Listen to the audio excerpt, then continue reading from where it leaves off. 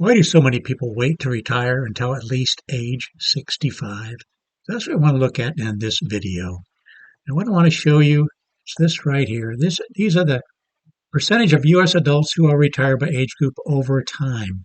It's got three different time periods, but I want you to look at the most recent one they're showing here is 32% of the people, U.S. adults, retire by end of age 64, so before they reach age 65. The next period is from 65 to 69, where we have 70% of U.S. adults retired. Now, why do you think that is? Why do you think people are not retiring younger than age 65? I think probably the number one reason people might give, well, there'll probably be a couple of reasons. One of them, you can't get Medicare until age 65, generally speaking, but also because they don't think they have enough money. And I think what the problem is in that area is a lot of people think they need to have $1 million before they can retire. Well, let's go ahead and run some numbers for somebody. Let's say, for example, they are just going to set up some numbers. Let's say they're 38 years old. Been able to save up 50,000. In other videos, we've talked about the importance of trying to get to that first 100,000, because once you get to that first $100,000, right here, you can see how the graph just takes off. Once you get to 100,000, pretty soon you don't need to put in near as much money to get to these next thresholds, 500,000, 600,000, so on, because your money is accumulating. And folks, they're running this at 7%. Well, let's go ahead and get back to our, right here, 32% of people are retired by age 32. Let's actually run some numbers. You got 50,000, not 100,000. Let's say, for example, you can save $400 a month. First of all, we want to put in what our expenses are, because that's the key thing. When can you retire? When you have enough to meet your expected expenses. Let's say your expected expenses are $5,000 a month in today's dollars. Now, if you're 38 years old and you're going to take Social Security at age 67, actually, let's do age 67.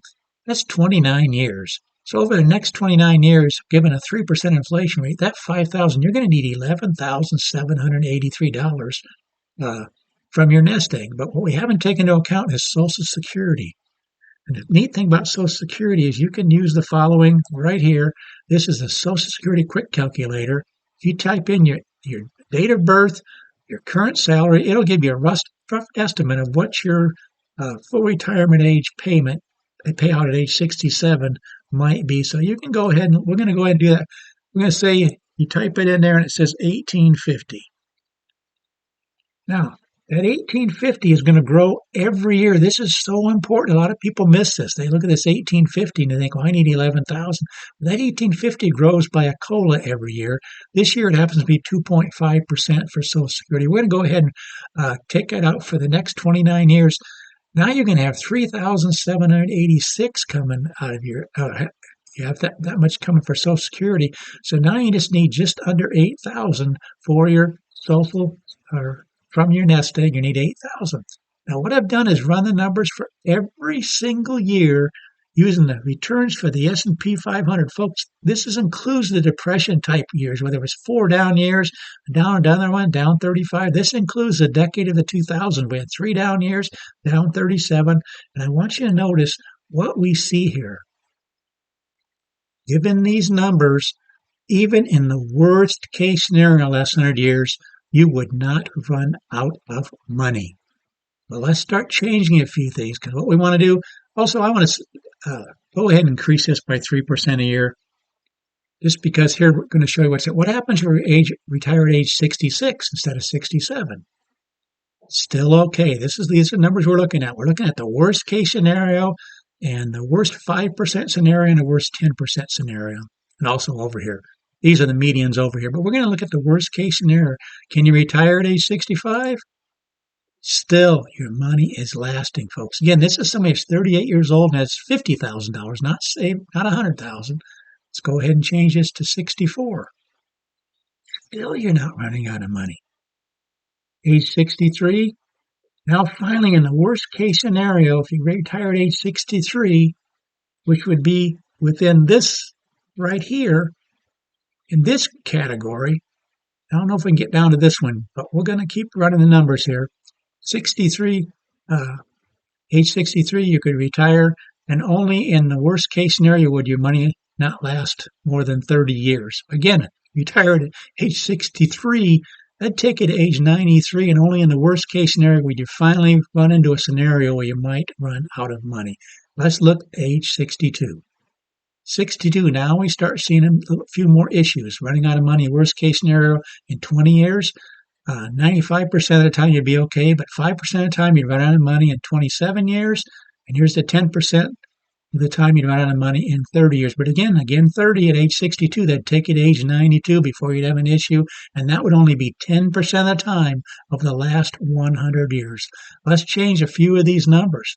Let's change this change by 1 year and watch what happens. I'm going to go from age 38 to age 37 because that makes, instead of 24 years, you'd be less than 25 years at age 62. Watch what happens as soon as I hit this. Now you've got even this category, column right here, your money's lasting over 40 years. The only time you'd have an issue is this time right here. We'd run out of money in 28 years. Just having this sum and these numbers just 1 year earlier. Isn't that incredible? Let's say you can't save $400 a month. Say you can only save $300 a month. Just a second here, $300 a month. Okay, now you've got a problem. In these time periods, what could you do differently? Let's see here. What about if you just did age 63? How does that change it? Now you're lasting 95% success rate over 32, but that's raising it to age 63. But again, not waiting until age 65 or 66 or 67. In almost every scenario, except 5% of the time, you run out of money. And even in that case, your money's lasting you 32 years. What about age 64? Now it's lasting over 40 years, every one of these scenarios. Given these numbers, again, that's what we're looking at. But I think a lot of people get discouraged because they're trying to think, I'm never going to get to $1 million. Do you really need to get to $1 million? Let's look at age 62 again. Let's go back up to $400 a month. Just a second here. I keep hitting the wrong money. $400 a month. The worst case scenario, you're running out of money in 28 years. Why? What is going on here? When you go down through that's 25 years from age 37 to 62. You get to 762,000, and then you start withdrawing this 8,068. And this again, in the worst case scenario, that's when you start running out of money. But look at 95% of the time, you would have at least, look at the 25-year row here, because that's age 37 to 62. Go across, you'd have 843,000. You really don't need to have $1 million, and your money's gonna last. That's given these numbers. If we just do one more thing, watch what happens if I change this to 60,000.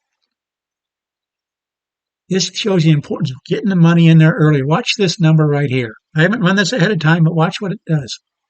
Now it lasts over 40 years. That extra $10,000 means after 25 years, you have 830,000 before you start taking this 8,068 out every month. And look what you would have. You have 830,000 in the worst case scenario last 100 years. Here you'd have 928,000. So you're getting to $1 million with these kind of numbers. Again, people are hesitating to retire because, well, first of all, Medicare, I understand that. But a lot of times people don't think they're going to get to $1 million because they're getting what they might consider a slow start. Age 37, I've only got 60,000 saved up. But look at these numbers, folks. After 25 years, that just shows you right here. Take advantage of getting it in there. And if you can have 25 or so years, you can see graphs like this. This is actually a 35-year graph. But that's what we do on this channel. We run all kinds of different numbers just to show you that if you can just get that started and have some time for it to work, you could potentially retire at age 62 with these kind of numbers. Do you see how much difference that $10,000 made? Because it's $10,000 for this. You have $10,000 for this to accumulate 25 more years, and look at the difference it made. Even in the worst case scenario, last 100 years, your money would last. You aren't even getting to $1 million. Do you really need $1 million? Not necessarily. What you need to do is know what you're going to get for Social Security, know what your expected expenses are, and just go ahead and run the numbers. And that's what we do on this channel. We love doing it. We love letting people know what their numbers might look like. We create all kinds of different spreadsheets that can help you see your numbers. So please subscribe to this channel. Please share it with others. Let people know there's a channel out there that will run all kinds of different numbers, look at all kinds of different variables, look at all kinds of things that people are talking about. Again, why do so many people wait to retire until at least age 65? If one of the reasons is because I haven't reached $1 million, hopefully you see you don't have to have $1 million.